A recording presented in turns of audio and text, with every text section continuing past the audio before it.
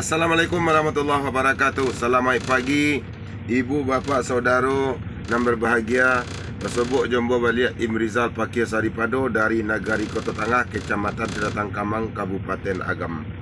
Pada kesempatan ini dalam pesan pendek kepada kita bersama, serupa ambo patang dek taragak lalamo indak mamacik pangkai rambut, indak mamacik guntiang. Maka ambo guntiang lah seseorang saudara ambo.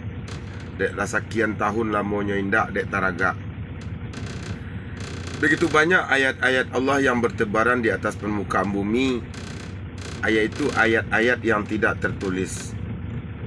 Di antaranya adalah guntiang jo sikit. Guntiang perlu, sikit perlu. Ada sifatnya yang patut ke ditiru, ada sifat yang patut nak ke dipakai. Pertama adalah guntiang. Kalau tiba di rambut namanya guntiang rambut. Kalau tiba di kain namanya guntiang kain. Kalau tiba di bunga namanya guntiang bunga. Sifat daripada guntiang mamutih hubungan orang silaturahmi, mamutih hubungan orang silaturahim. Sifat guntiang itu adalah sifat ibilih, iaitu memacah balah orang badun sanak, memacah balah orang balaki bini, baserak-serak orang sangit atino, bakukuk-kukuk no, kakah galak no. Itu nang ketujuh dinyo. Tun sifat guntiang jangan sampai ditiru di awak. Orang bakasih sayang basiarak jadi no. Orang badun sanak nyo pantu-antuan nyo palago-lagoan. Alah baserak orang badun sanak kaya no galak, muju atino. Sifat setan nampak nantun. Lai jale.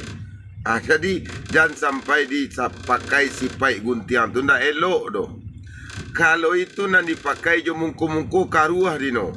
Utak sakit dino, pikiran dak lama dino, batin pun dak tentram dino doh. Kalau sifat guntiang nak pakai, jangan sampai terjadi itu. Hilangkan sifat setan, sifat ibilih, sifat guntiang di dalam dado. Bangi hati mencaliak orang sanang, bangkak si hati. Orang bahagia balaki bini, barasaki orang balaki bini. Bangi memang hati tu, bangkak memang hati tu.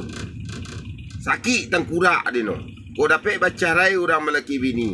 Tu nang ketujuh dino. Kakak no galak. Jadi nak boleh ada sifat guntiang nama bentuk itu tu. Jaga hati, jangan dikotori. Kok kamu ambil status orang banyak orang salah.